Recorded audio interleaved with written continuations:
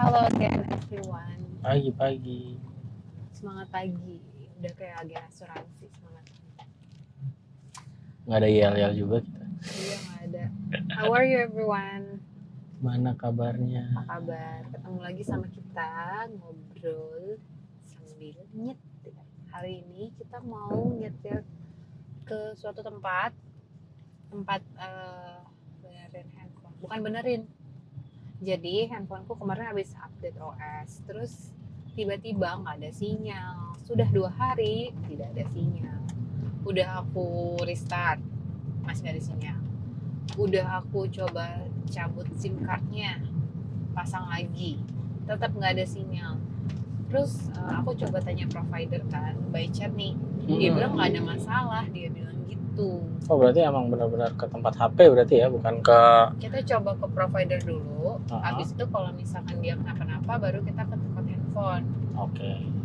Karena kalau dari CS online-nya dia bilang nggak ada masalah nih dari segi nomor. Oke. Nah, aku emang takutnya gara-gara update OS itu jadi kayak ada yang masalah gitu-gitulah. Nah, sambil kita jalan, tadinya planningnya agak pagi, tapi karena hujan, sebenarnya sekarang masih hujan nih guys. Tapi kita ini dulu deh, jalan aja dulu Bismillah, soalnya besok mau lanjut beres-beres rumah lagi. By the way, kalau misalnya kita bikin konten beres-beres rumah, kalian bakal nonton nggak? Nggak ada estetiknya sih beres. Tapi nggak ada estetiknya, karena ini pure beres-beres rumah. Ya gitu kan, lampu di atas tuh lumayan masih, meskipun dua-dua lampu nyala tuh masih lumayan gelap sih. Iya. Jadi kayaknya akan blur gitu. Bener. By the way, kemarin aku habis nonton salah satu podcast. Di podcast itu dibahas tentang gimana sih tips and trick ibaratnya cari jodoh atau apa ya kata-katanya. Bukan tips and trick, cuman kayak lagi bahas salah satunya tuh adalah tentang jodoh gitu. Nah, terus ini kan obrolan podcastnya ini, podcasternya Ustadz gitu ya. Ustadz yang lumayan pamor. Ya, terkenal dan tapi bukan yang tampilannya Ustadz banget gitu, yang kayak Ustadznya Gen Z gitu loh modelnya. Tipe-tipe Ustadz Gen Z. Bukan Ustadznya milenial yang pakai sorban, gitu, koko. Ya mungkin di momen yang kajian yang formal mungkin beliau ini pakai seperti itu, cuma di podcast karena podcast jadi kawasan. Yang podcast juga kan anak muda kan, Gen Z kan. Jadi ya mungkin dia menyesuaikan. Dan partner podcastnya ini juga ya biasa gitu loh, bukan yang musik-musik banget. Yang biasa, bukan tentang agama banget sih. Tetap ada selipan agama di situ, cuman ya karena kan ustadz. In general nggak terlalu yang agama banget. Iya. Nah di situ yang menarik apa coba? Jadi gimana sih kamu, ya udah kalau dalam Islam udah jelas gitu ya. Pertama harus agama ya. Agamanya. Agama terakhir. 4 itu kan kecantikannya, pintaran, harta, terus baru agama. Tapi agama tuh jadi kayak overall packagingnya gitu kan. Kalau packagingnya rusak ya udah dalamnya juga rusak, ibaratnya kayak gitu. Tapi kasih analoginya gini mas, kalau misalkan mengarungi pernikahan kalau nggak salah, ibarat kita masuk ke hutan belantara. Ketika kita masuk ke hutan belantara, opsinya hanya maju, nggak bisa mundur nih, gitu kan. Sama kayak kita kalau udah nikah ya kita nggak bisa mundur gitu kan. Kalau kita udah memilih nikah ya kita udah nggak bisa mundur lagi sebetulnya ya. Terus ketika kita masuk ke hutan itu, kita sebagai, di situ ceritanya kita sebagai tukang kayu. Nah kalau misalnya kita tukang kayu, otomatis kita kan cari kayu dong. Berjalannya si tukang kayu ke dalam hutan belantara ini, ketemu kayu, wah ini kayunya bagus nih, ambil nggak ya, tebang nggak ya gitu kan. Wah tapi ini masih di ujung, masih jauh, pasti ketemu kayu-kayu yang bagus ibaratnya kayak gitu. Jalan lagi, ketemu lagi kayu lagi yang bagus, terus-terusan seperti itu. Di ending dia dapat kayu nggak? Kira-kira? Atau dapat banyak kayu? Lebih tepatnya dia udah keburu keluar hutan sih pasti. Ya pas dia terus berpikir, oh ini kayaknya nanti di depan akan lebih bagus lagi, at the end dia keluar hutan dengan tidak membawa apa-apa. Dari semua kayu yang dia bilang bagus tadi itu, dia malah nggak bawa apa-apa. Nah, moral story-nya apa? Sama seperti pernikahan, ketika kita ketemu orang nih, wah ini bagus, katakanlah sudah mapan, cakep, pendidikan bagus, tapi kayaknya bukan gue banget nih, nanti aja deh, nanti kayaknya dapat yang lebih lagi dari ini. Itu terus-terusan berjalan seperti itu, at the end malah nggak ketemu sama sekali, malah kayak gitu. Nah, maksudnya apa? Jadi dibilang lagi gitu di podcast itu, kalau misalkan kita posisikan lagi kita sebagai tukang kayu nih, balik lagi sama si tukang kayu tadi.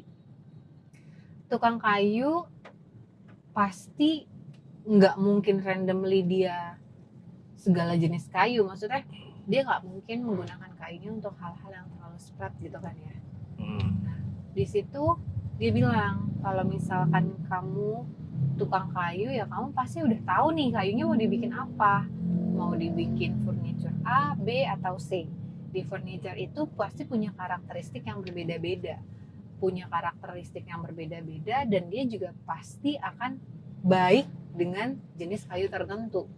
Artinya ketika dia jalan ke hutan terus dia ketemu kayu A bagus, kayu B bagus, C dan seterusnya bagus, tapi dari yang bagus-bagus tadi pasti ada yang paling tepat dengan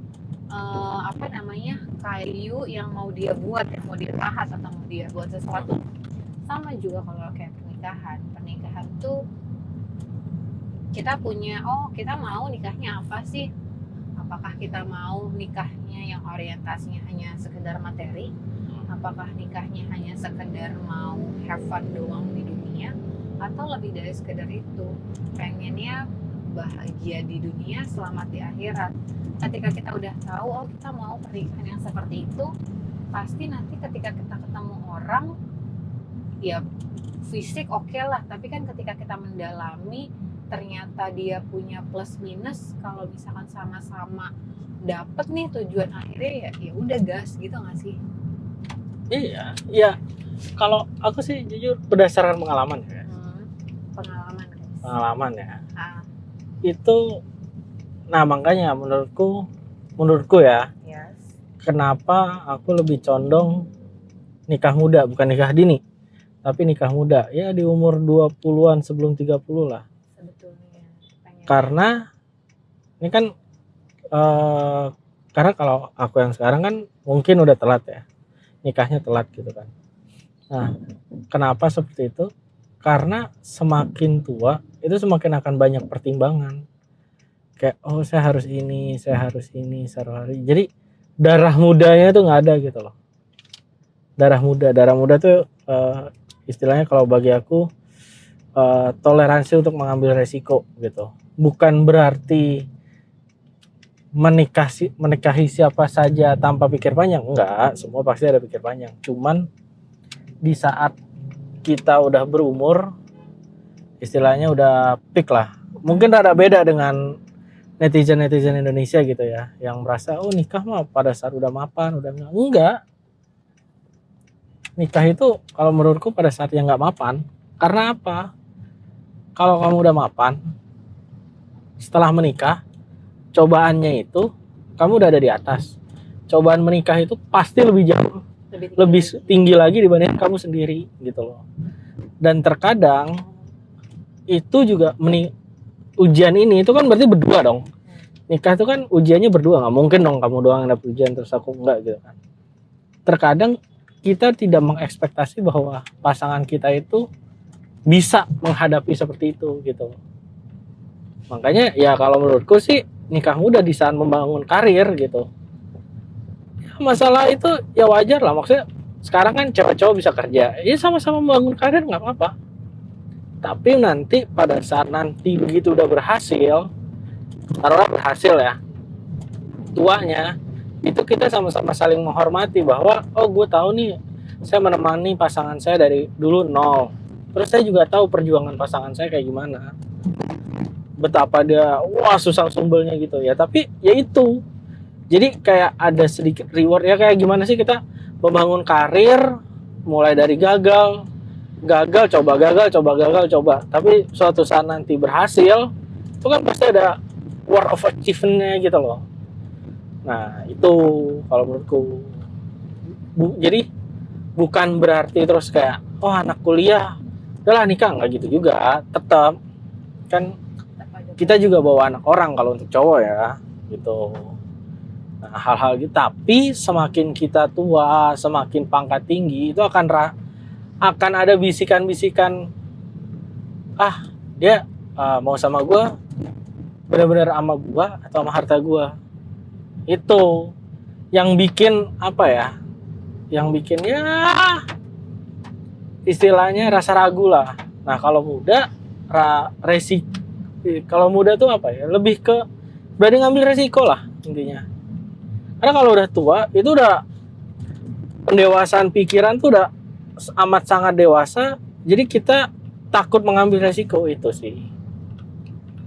Ada momen kayak gitunya juga. Kalau misalkan aku dulu tuh aku lebih, maksudnya ada banyak anak muda yang mungkin sekarang kayak tadi pikirannya gitu ya, oh, ya udah gitu sama-sama apa segala macem dan sebagainya gitu kan.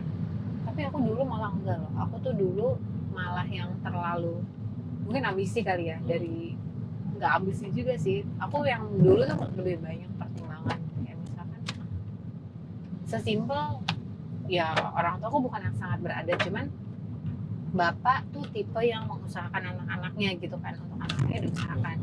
Terus masa gue nikah dulu tuh, masa gue nikah sama orang yang kayak tidak mengusahakan kebahagiaan gue, ibaratnya kayak gitu loh. Tapi ya aku malah justru seiring bertambahnya usia, seiring bertambahnya kedewasaan, aku yang malah kebalikannya, malah kayak mikir nggak kayak gitu konsepnya gitu loh. Kalau misalkan ibaratnya ya mungkin kalau misalkan sekarang aku lihat seperti apa orang tua, karena aku nggak ngeliat mereka dari bawahnya seperti apa gitu kan, itu aku baru dapetin pas aku udah mulai yang lebih dewasa gitu. Kalau dulu aku malah mikirnya bokap gue usahain kebahagiaan gue, apa yang gue butuhin ibaratnya diusahakan untuk terpenuhi, meskipun tidak mewah tapi ya tercukupi gitu loh. Masa gue nggak dapet yang seperti itu, misalnya seperti itu kan. Tapi seiring bertambahnya usia aku malah kebalikannya, aku malah lebih kayak ya lumayan lebih down to earth. Aku mikir lagi, kalau misalkan aku mau dapetin yang seperti itu, balik lagi sama orang tua aku, emang orang tua aku langsung seenak sekarang ibaratnya kayak gitu. Itu kan enggak juga kan ya, mungkin pendewasaan dan pemikiran orang beda-beda sih. Cuman dan ini lagi balik lagi persepsinya, aku anak ketiga ya. Kalau aku persepsi anak pertama yang mungkin aku yang lihat gitu ya, yang dulu karena susahnya orang tua ya, dibanding adik-adikku, aku yang ngalamin ya perjuangannya lah gitu loh. Iya makanya. Dan setuju nggak sama tadi statement kalau misalnya nikah tuh ya tadi ya, kayak misalkan analogi tadi memang bener gitu loh. Hari ini lo nikahin gue, besok ya lo akan ketemu lagi sama orang yang lebih cakep dari gue ibaratnya, atau lebih segalanya dari gue. Ya intinya sih kalau soal yang cakep atau enggak, tapi kalau misalkan ibaratnya tujuannya udah oh ya udah nih orang yang memang bisa balik lagi ya, kalau menurutku gini, itu benar memang in some way. Tapi misalkan nih dicari, oh gue pengen apa, misalkan yang agamanya baik gitu kan, taruhlah gitu. Setelah menikah itu pasti akan menemu yang 100% lebih baik. Iya. Misalkan nih kita sering kajian gitu kan ya, taruhlah gitu kan, udah menikah gitu kan. Cobaan pertama itu adalah ketemu cewek di kajian yang lebih baik, lebih agama.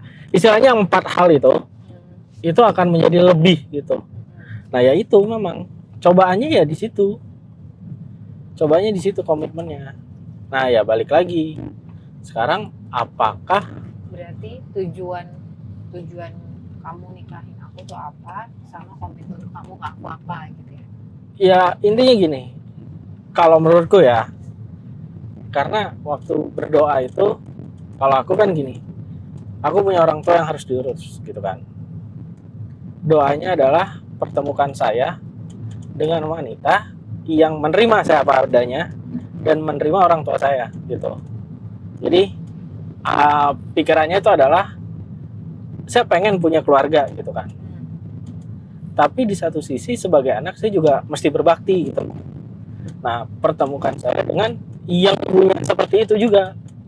Ya mungkin bukan berarti yang apa, yang dia juga punya masalah dengan saya, enggak.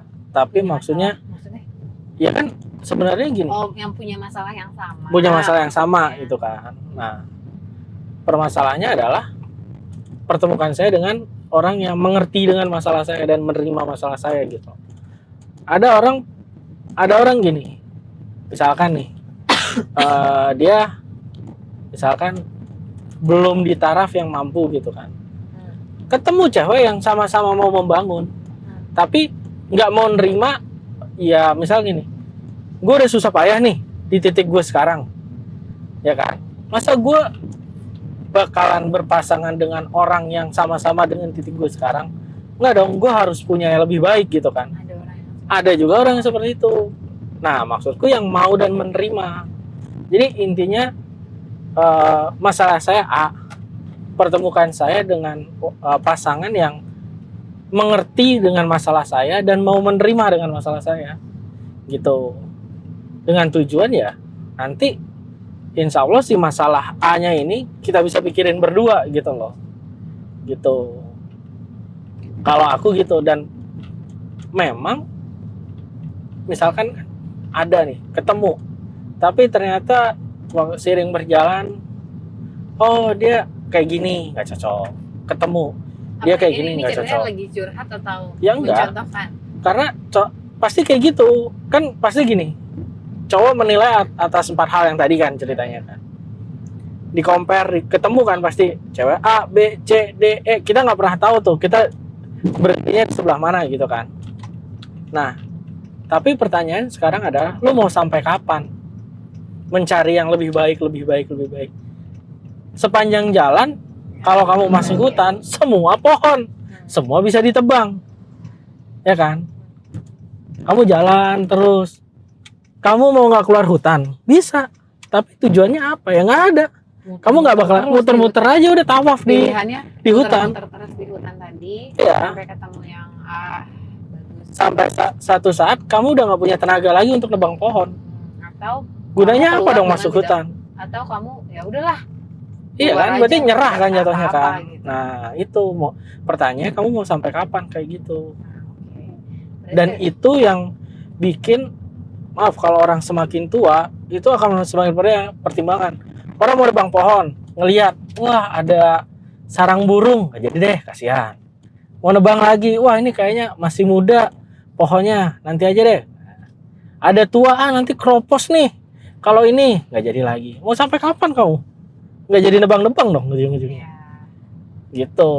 Berarti sebenarnya kalau dipersingkat ya memang benar gitu loh. Kalau misalkan kita, kalau tadi kan Mas tujuannya adalah mencari orang yang menerima dan siap menjalani gitu kan. Iya. Kayak gitu. Nah, setiap orang punya ininya, punya tujuan, cuman in another word of that goals gitu loh. Ya, dan itu pasti akan ketemu.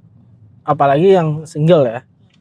Dengan misalkan kalian memperbaiki diri dan lain-lain, sholatnya dijaga, mungkin puasa dan mungkin berdoanya benar, ibadah baik semua, itu akan dikasih tahu. Nah, sekarang pilihannya kamu mau sampai kapan? Dikasih A sama Allah. Oh, ini kenalan nih sama A. Nih. Ya. Terus kayak kayaknya ini ganti. Kayak nggak cocok deh. Bukan berarti Allah nggak ngasih kamu jodoh, enggak. Kamu sendiri yang udah dikasih. Kita di Jakarta kenal dan sampai ada cewek yang mau kenal gitu kan. Perbandingannya 1 banding berapa sih? Coba aja hitung statistiknya. 1 banding berapa gitu kan. Dan kamu kenal. Ini bukan cuma kenal ya, kamu kenal. Berarti kan mau diajak kenalan si ceweknya juga. Mau diajak jalan gitu kan. Maksudnya mengenal lebih lanjut gitu kan. Terus berujung dengan tidak mau dianya atau gimana, itu kan berarti probabilitasnya gede gitu. Nah, hal-hal yang kayak gitu yang terkadang misalkan udah ada yang deketin gitu kan, terus kitanya nggak mau, tapi kita berdoanya merasa belum dikasih jodoh gitu kan. Lah, pilihan kita yang mempersulit kita sebenarnya gitu. Ya. Bisa berarti standar kita melebihi kemampuan kita, bisa juga. Ya, jadi kadang kalau misalkan kita ngomongin ya analogi tadi, ya balik lagi sih, set aja, maksudnya kita udah tahu yang seperti apa. Ya, nanti, makanya tahu permasalahan diri kita seperti apa, ya, nah kita sesuaikan kita doanya apa. Gitu. Nanti kalau misalkan kita udah ya tadi ya kayak tadi udah, kalau tadi kan permasalahannya menurut aku dua nih, ketika orang sudah berumur itu pertimbangan menembangnya itu terlalu banyak, tapi ketika masih muda itu sebenarnya kalau yang ini nggak harus muda nggak harus tua sih, ketika kita udah decide oke, mau ambil si pohon yang A, nanti akan ketemu lagi yang bagus-bagus, tinggal balik lagi sama komitmen habis itu. Karena nggak tahu kan di depannya kayak gimana kan, gitu kan. Kita nggak tahu, nggak pernah tahu. Hari ini kamu nikah sama si A, besok kamu akan ngeliat si B, si C, si D yang lebih cantik mungkin daripada si A, tapi kan tadi balik lagi ya udah komitmen. Iya. Gitu. Nah, ya itu bagian dari ini. Bagian dari ujian. Apalagi sekarang ya, kalau misalkan aku perhatiin itu di salah satu TV channel atau apa sih namanya sih, yang aplikasi begitulah ya, yang dia kasih lihat website, yang kasih lihat series cerita kayak sinetron tapi dibilangnya web series karena ceritanya paling 8 sampai 10 episode doang. Itu ceritanya tentang perselingkuhan. Nah, jujur kalau aku tuh anaknya kepikiran. Jadi, aku tuh sekarang nggak mau yang nontonin kayak begituan lagi, karena nanti aku kayak imajinasi aku terlalu liar, berujung dengan overthinking. Tuh. Mungkin itu juga yang jadi bikin kadang orang jadi takut ya. Mungkin orang kalau misalnya ngomong kayak misalkan nikah kenapa sih? Takut diselingkuhin atau apa segala macem, itu nggak melulu Anda pernah ngalamin sih diselingkuhin gitu ibaratnya. Tapi zaman sekarang beda sama zaman dulu. Zaman dulu cuma ada TVRI ya. Zaman dulu aib nggak diumbar-umbar, kalau sekarang mah aib diumbar-umbar. Ya, satu dari sosial media, mohon maaf, tapi banyak banget orang yang dengan bangganya menceritakan itu, yang menurut aku itu sesuatu yang orang bukannya malu ya, tapi itu malah diceritain. Yang kedua itu sinetron-sinetron yang kayak gitu, yang mungkin juga bikin orang jadi makin banyak pertimbangan sih, apalagi cewek mungkin ya nggak harus cewek sih, cowok juga nggak sih ya kayak gitu. Jadi sebenarnya kesimpulannya apa ya? Sebenarnya kesimpulannya itu, selamat datang, silakan masuk. Mohon tidak meninggalkan. Ada noise, sorry guys, ada noise. Jadi balik lagi, kalau menurut aku sebenarnya kalau misalkan yang tadi itu bukan cuma pernikahan aja sih, semua hal dalam hidup pasti akan kamu, ketika kamu memantapkan hati sama satu pilihan, akan ketemu hal-hal yang baik, yang lebih baik gitu di luar sana. Tapi ya balik lagi, ya nggak cuma jodoh ya apapun ya, ini sebenarnya bukan segala macam keputusan lah, segala macam keputusan kamu bikin yang kamu ragu gitu kan sama apa yang kamu ambil. Menurut aku ini aja, apa yang tadi ya, komitmen. Kan tadi kamu udah tahu kamu butuhnya apa, kamu apa sih butuh dan apa namanya, butuhnya apa. Ketika kamu melihat hal-hal yang lebih baik dari kebutuhan kamu, itu emang godaan ya, kamu komitmen aja sama apa yang kamu udah punya gitu loh. Tuh. Ya, karena ini bukan semacam kebijakan dan apa yang bisa diganti, ya enggak lah. Tuh. Ya udah sih, itu doang. Terus kita memang harus balik lagi memantapkan hati juga, bagaimana menyaring tadi ya, biar apa yang kita butuhkan itu cukup gitu. Jadi nggak yang terpengaruhi sama apa yang terjadi di luar sana, yang jadi faktor eksternal yang terlalu merusak esensi dari apa yang kita butuhkan gitu sih. Emang kalau ngomong sih gampang ya, gampang. Nah, tapi kalau misalkan Semua ngejalanin kalau memang, ngomong itu gampang, ya betul tapi ya sekali. balik lagi. Makanya doa. Ya, Bismillah aja, Bismillah. Bismillah, kalau emang udah yakin semua ya. Secara kita nikahin manusia ya, bukan malaikat. Jadi kayak ya semua orang ada salah, semua orang punya masa lalu. Ya, mau menikah, mau apapun, kayak misalkan kuliah pun kalian atau kerjaan pun ya. Kalau kerjaan mungkin kayak, aduh, ya kalau kerjaan mungkin untuk berkembang nggak masalah kali ya. Tapi ya pasti tetap ada konsekuensinya lah sama apa yang kalian pilih. Kalau kalian merasa cukup dengan itu ya syukuri, kalau kalian mau lebih ya siap-siap juga dengan resiko, karena sesuatu yang lebih pasti juga akan ada tantangan yang lebih. Ya intinya semua itu, hidup itu penuh resiko lah intinya. Ya, Mau kayak apa juga. Semua by the itu. way, ini kita tidak membahas kepala pelantas. Kepala pelantas. Enak ya. Ya udah.